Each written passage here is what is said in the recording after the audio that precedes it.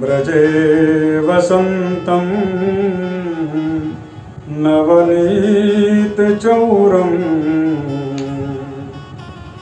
गोपाङ्गनानां चतुकूलचौरम्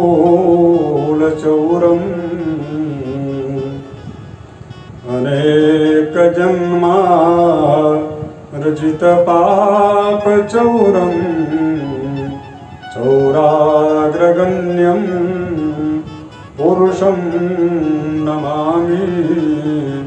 चौराग्रगण्यं पुरुषं नमामि। नारायणो नामनरो नराणां प्रसीदचौर कथित पृथिव्याम् अनेकजन्मार्जितपापपुञ्जं हरत्यशेषं स्मरणेन पुंसाम्। ब्रजे वसंतम नवनीत चौरम, यह भगवान की लीला। भगवान नारायण जो भगवान श्री कृष्ण हैं, उन्होंने ब्रज में चोरी की लीला की।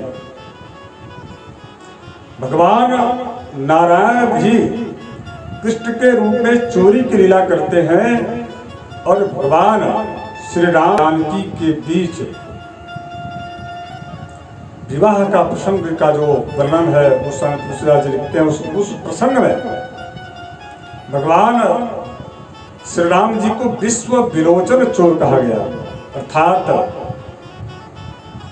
चोरी करने वाला जो व्यक्ति है उसे जिन नेत्रों से देखा जाता है उन नेत्रों का ही चोरी करने वाला भगवान श्री राम जी को कहा गया था, तो विश्व विलोचन चोर कहा गया। यहाँ तो कृष्णावतार में भगवान श्री कृष्ण को माखन चोर कहा गया। और आगे जब आप पढ़ेंगे, ये तो नारायण के दो अवतारों की बात है, यानी कि भगवान श्री कृष्ण और भगवान श्री राम, ये दोनों अलग अलग प्रसंगों में चोर कहे जा रहे हैं। लेकिन भगवान शंकर जी को, भगवान शिव को भी चोर कहा गया। चोर है नहीं बल्कि तस्कर कहा गया। जब आप रुद्राष्टाध्यायी जब आप अध्ययन करेंगे तो उसमें कहा गया तस्कराणाम पतये नमः, स्तेनानाम पतये नमः। स्तेय करने वाले जो भगवान शिव हैं, ऐसे भगवान शिव को प्रणाम है। तस्कराणाम पतये नमः, जो तस्करों के अधिपति हैं, ऐसे भगवान शिव को मेरा प्रणाम है। अब ये तीनों प्रसंग कितना अद्भुत है, आइए इसको समझने का प्रयास करते हैं। दर्शकों, ब्रजे वसंतम नवनीत चौरम, भगवान श्री कृष्ण की माखन चोरी की जो लीला है वह जीव और ब्रह्म के बीच की लीला है। जब आप इस पर आध्यात्मिक रूप से श्रीमद् भागवत महापुराण और गर्ग संहिता के अलग अलग उपाख्यानों का जब आप अध्ययन करेंगे, श्रीधरी टीका के अलग अलग आख्यानों का की जब व्याख्या आप पढ़ेंगे, श्रवण करेंगे और संत महात्माओं के द्वारा मक्खन के रूप में निकाला गया प्रवचन के अंश जब आप श्रवण करेंगे तो आपको लगेगा कि यह कोई सामान्य चोर नहीं है, बल्कि अनेक जन्मार्जित पाप चौरम। ये कोई साधारण चोर नहीं है। आप व्यवहार जगत में जो लोग चोरी करते हैं, ऐसे चोरों की श्रेणी में भगवान श्री कृष्ण को मत रखिए, बल्कि यह तो ऐसे अद्भुत चोर हैं जो अनेक जन्मार्जित पाप चौरम चौराग्रगण्यं पुरुषं नमामि।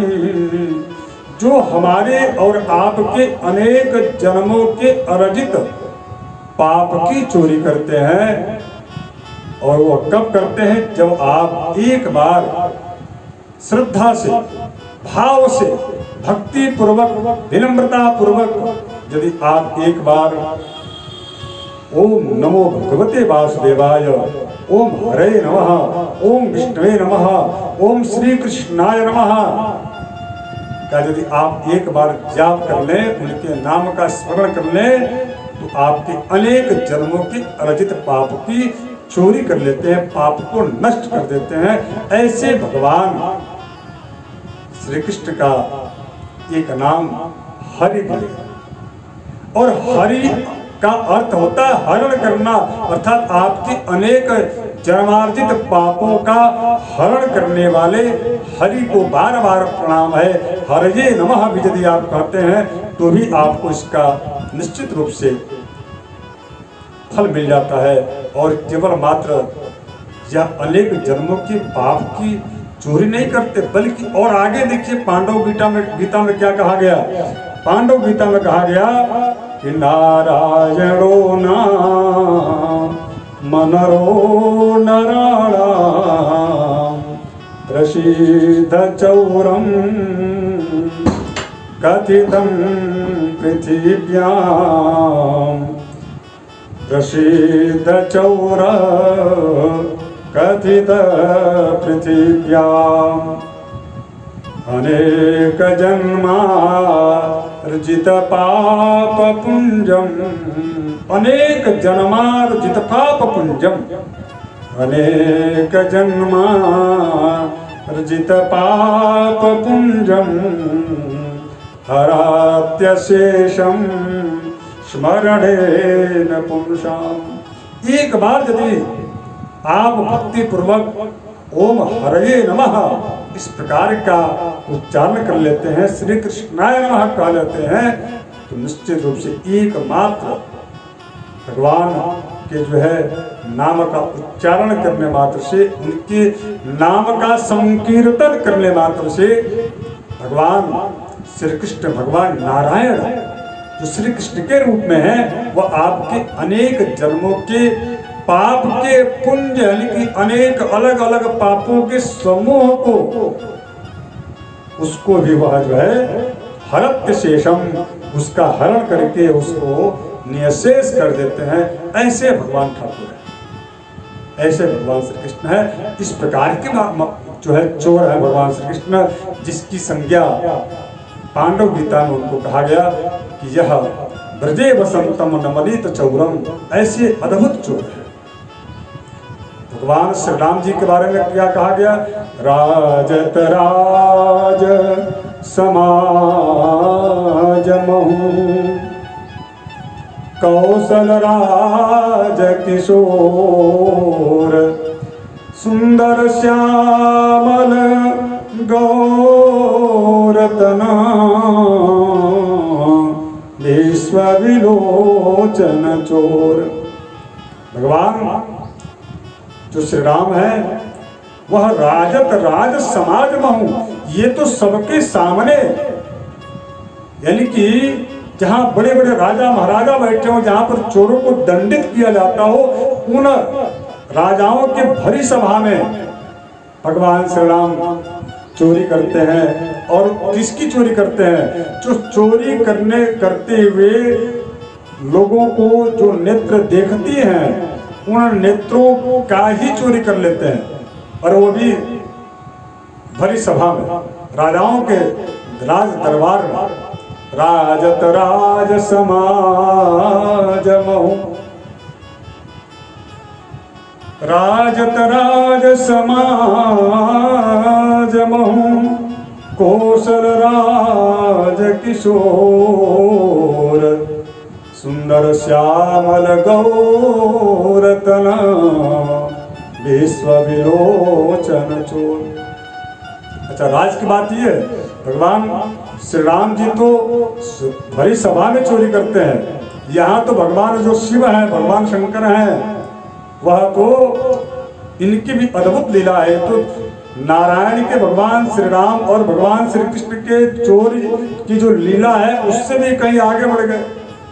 भगवान जो शंकर हैं वह स्वयं अपने मुख से कहते हैं श्री रामचरितमानस में भगवान शिव ने स्वयं स्वीकार किया और वह भगवती माँ पार्वती से कहते हैं, हे पार्वती, मैं तुमको एक राज की बात बताता हूँ। मैंने भी एक बार चोरी किया था। कैसा चोरी कि और एक कहूँ निज चोरी, सुन गिरिजायति दृढ़ मति मोरी। हे गिरिजा, तुम बड़े ध्यान से सुनो।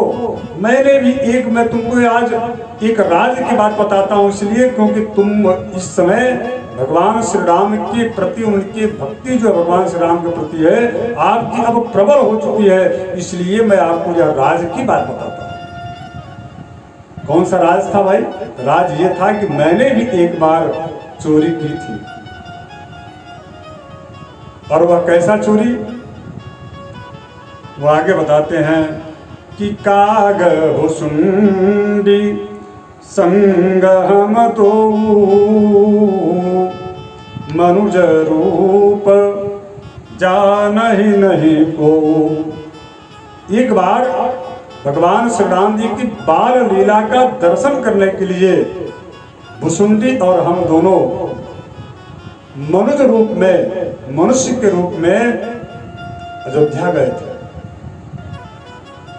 भगवान शिव एक बार और भी चोरी की है, केवल यही नहीं की है चोरी, एक बार और की है। शिव महापुराण में जिस समय भगवान नारायण विष्णु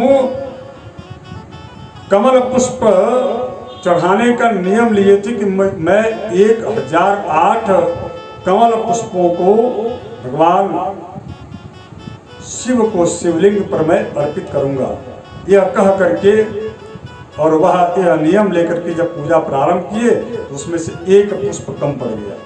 जब एक पुष्प जब कम पड़ गया उसके बाद उन्होंने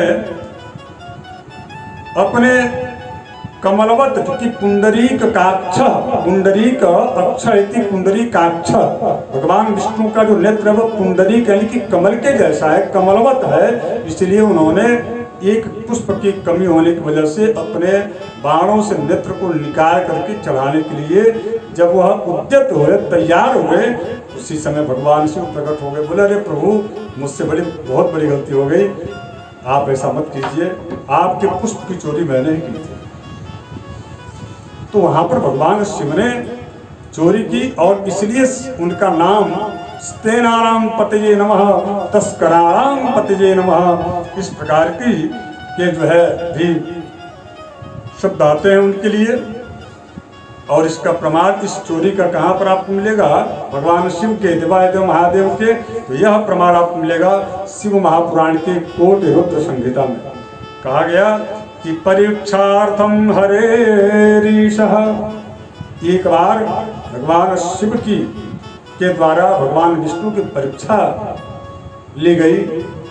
और वह कब? जब परीक्षार्थम हरेरीशः कमलेषु महेश्वरः गोपयामास कमलं तदैकं भुवनेश्वरः। इस प्रकार से आपने बहुत अच्छा, यह अद्भुत प्रसंग है। यह प्रसंग आप जरूर सुनिए, औरों को सुनाइए, कुछ आपके मन में विचार आ रहे हों उसकी प्रतिक्रिया भी आप दीजिए। धन्यवाद, नमस्कार, जय श्री राम, हर हर महादेव, जय श्री नारायण।